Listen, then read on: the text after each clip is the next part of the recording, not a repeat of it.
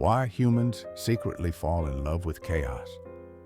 The psychology of destruction. Humans are not only drawn to order, they are at times irresistibly attracted to disorder, confusion, and even destruction.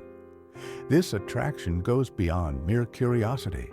It is instinctual, deep, and primal. Chaos is not only a threat, it is also a source of fascination. While the routine of daily life provides a sense of security, behind this safety lie repressed urges, unfulfilled desires, and internal conflicts. Eventually, order becomes suffocating. In such moments, destruction appears as a form of liberation. Psychoanalysis explains this tendency through the concept of the death drive.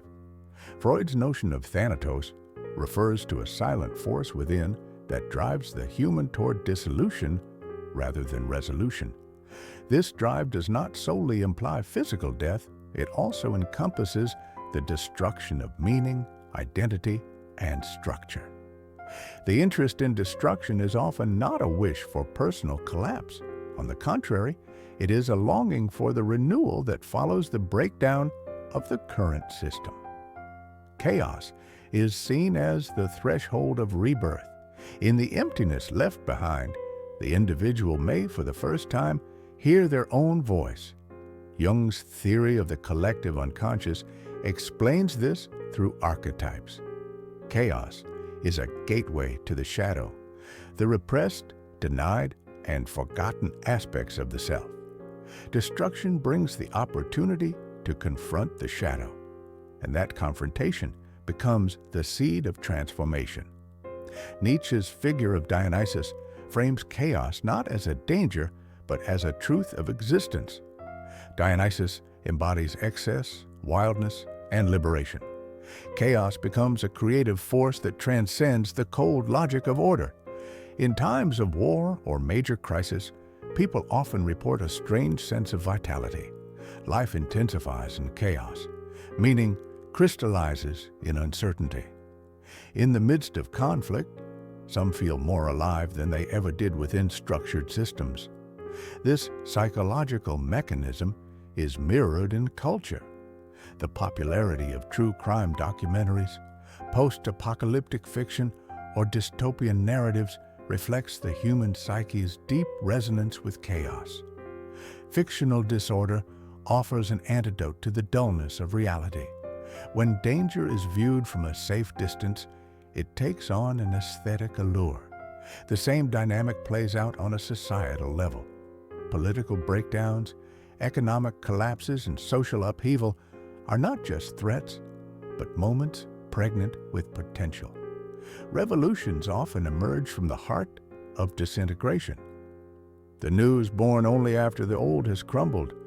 Individually, the attraction to chaos stems from a desire for inner restructuring.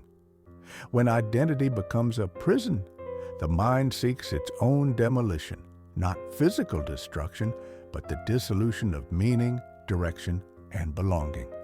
In ruin, there is the hope of reconstruction. Chaos also echoes in the evolutionary past of the human species.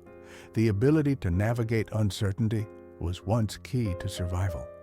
In today's relatively stable world, this skill lies dormant, yet the mind still craves challenge. Sometimes destruction is simply the path that reawakens that capacity. Inner chaos allows for confrontation with what lies beneath: repressed trauma, unmet desires, and denied truths. Crisis makes the unconscious conscious. Such moments, though painful, can be crucial for personal rebirth. Destruction is also the moment when all masks fall. Order sustains social roles and identities. Chaos strips them away. What remains is the bare, authentic self. In that rawness lies freedom.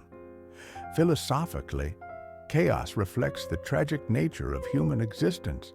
Structures built by reason often fail to nourish the soul. In collapse, the individual finally encounters the real questions of life. Thus, chaos is not annihilation. It is invitation. An invitation to inner journeying, to transformation, to meeting the self anew. It is not a force to flee from, but to understand, not to suppress, but to integrate. Ultimately, the secret love for chaos reveals that humans are not just creatures of safety and stability, but seekers of meaning born through collapse.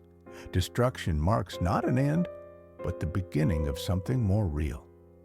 From the wreckage, a new voice emerges, and perhaps humanity's true greatness lies in its ability to build again, this time from within the ashes.